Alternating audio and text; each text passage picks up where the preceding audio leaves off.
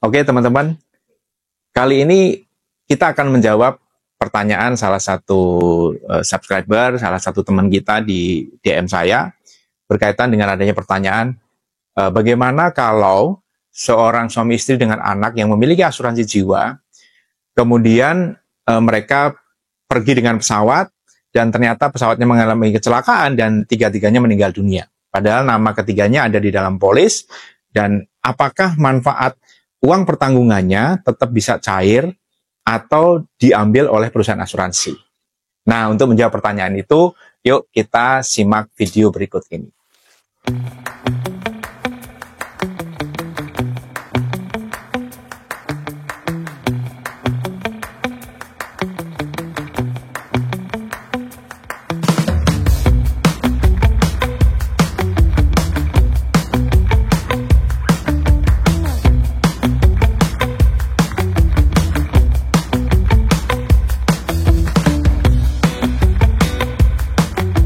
Oke, nah jadi teman-teman, kalau kita bicara salah satu manfaat dari asuransi jiwa adalah uang pertanggungan. Artinya kalau kita bicara salah satu, ada banyak manfaat lain dari sebuah produk asuransi jiwa.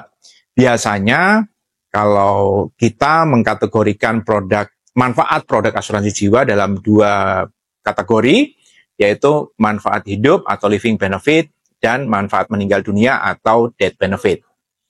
Jadi karena ada dua manfaat itu, maka kita akan jawab pertanyaan tersebut dari sisi aturan di dalam polis asuransi.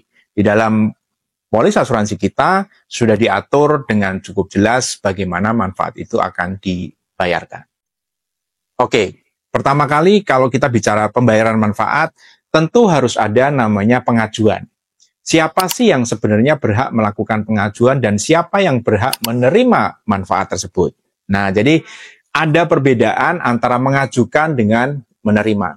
Kita lihat dulu pertama siapa yang berhak mengajukan. Menurut ketentuan kebanyakan polis asuransi di Indonesia, tentu saja ini harus membaca polis, tapi yang saya ketahui dari beberapa polis asuransi yang ada di Indonesia yang saya miliki dan teman-teman juga mensuplai bahannya untuk saya sebagai referensi.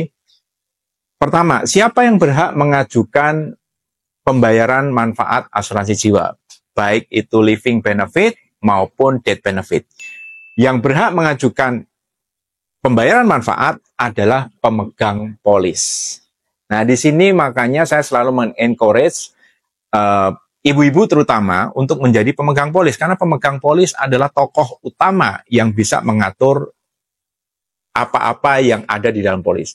Bisa melakukan permohonan perubahan dan sebagainya. Jadi balik lagi, siapa yang berhak mengajukan pembayaran manfaat adalah pemegang polis.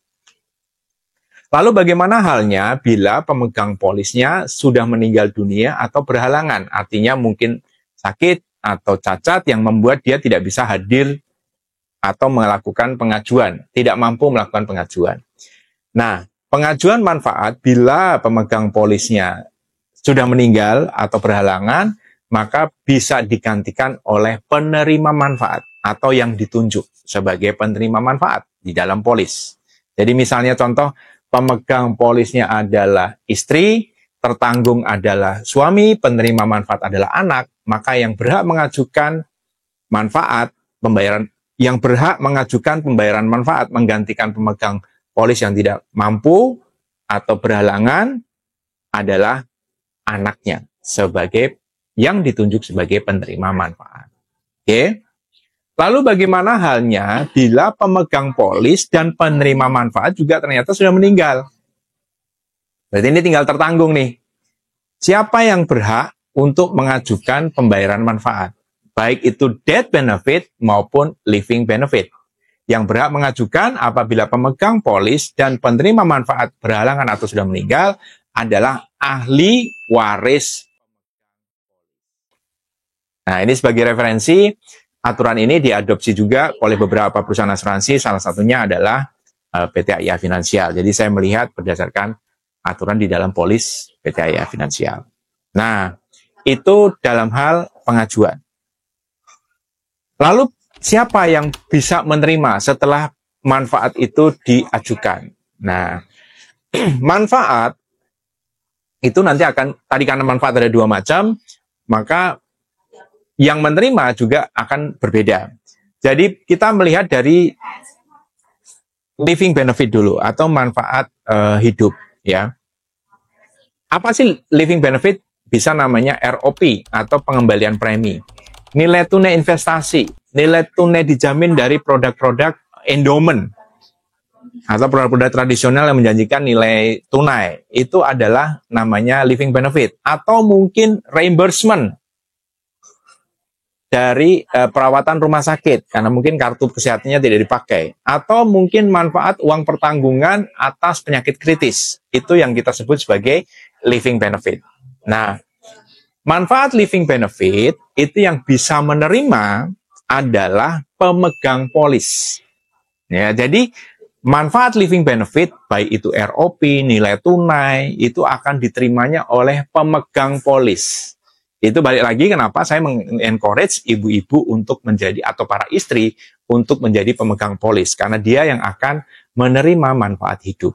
Nah, lain halnya bila manfaatnya itu adalah death benefit, manfaat atas nilai ekonomi atau uang pertanggungan akibat tertanggung meninggal dunia. Nah, manfaat death benefit itu akan diterima oleh yang ditunjuk sebagai penerima manfaat. Nah, jadi berbeda ya. Living benefit diterima oleh pemegang polis, death benefit itu diterima oleh penerima manfaat.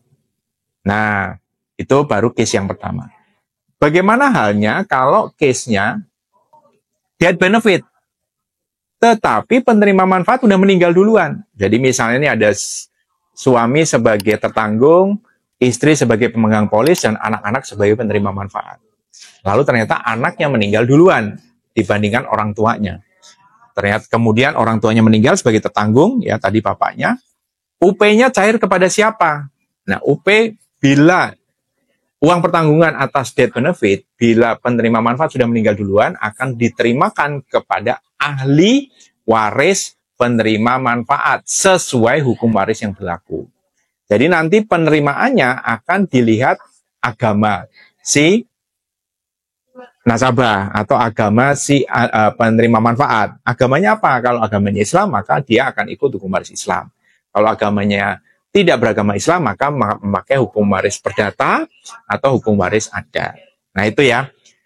Bila uang pertanggungan cair atau diterimakan bila penerima manfaatnya sudah meninggal duluan. Lalu bagaimana kalau berkaitan dengan living benefit?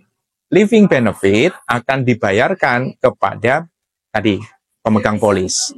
Bagaimana halnya bila pemegang polisnya sudah meninggal duluan? Maka manfaat living benefit atau manfaat hidup dibayarkan kepada penerima manfaat. Oke. Lalu bagaimana halnya bila penerima manfaat juga meninggal? Jadi pemegang polis meninggal, penerima manfaat meninggal, maka manfaat living benefit akan dibayarkan kepada ahli waris penerima manfaat. Nah, balik lagi, ini akan ikut aturan hukum waris. Jadi, teman-teman, kalau tadi yang ditanyakan adalah bagaimana Pak, kalau misalnya ini si istri sebagai pemegang polis, suami sebagai tertanggung, dan anak-anak sebagai penerima manfaat, mereka naik pesawat jatuh semua, apakah klaimnya tetap bisa dilakukan? Tetap bisa dilakukan. Siapa yang bisa melakukan pengajuan klaim adalah ahli waris penerima manfaat. Lalu nanti manfaatnya, uang pertanggungannya akan dibayarkan kepada ahli waris. Sebenarnya tidak perlu ada kekhawatiran bahwa uang itu tidak akan dibayarkan kepada yang berhak. Lalu bagaimana halnya kalau misalnya belum ada pengajuan klaim? Apakah uang itu akan hilang? Jawabannya tidak. Jadi kalau kita lihat, kalau asuransinya konvensional, uang itu akan tetap berada sebagai asetnya perusahaan asuransi. Kalau di syariah, itu akan ada tetap berada di dana tabaru. Lalu ketika terjadi klaim, itu harus segera dibayarkan. Kenapa? Karena buat perusahaan asuransi, utang klaim itu menjadi liabilities. Jadi memang harus dibayarkan. Jadi kalau tidak dibayarkan, itu buruk dampaknya buat perusahaan asuransi. Laporan keuangan dia jadi jelek karena liabilities-nya cukup besar. Jadi tidak ada alasan atau tidak ada keinginan dari perusahaan asuransi untuk tidak membayarkan klaim, sepanjang klaim itu diajukan sesuai prosedur dengan berkas-berkas yang lengkap. Itu aja teman-teman, semoga pertanyaan tadi sudah bisa terjawab. Ketika misalnya seorang pemegang polis, seorang tertanggung, dan penerima manfaat meninggal secara bersamaan, itu manfaat uang pertanggungan dan manfaat nilai tunai, itu tetap bisa diajukan untuk dibayarkan dan tetap bisa diterima sepanjang dokumennya lengkap. Terima kasih teman-teman, semoga video ini cukup menginspirasi. Jangan lupa like, share, dan komen. Terima kasih.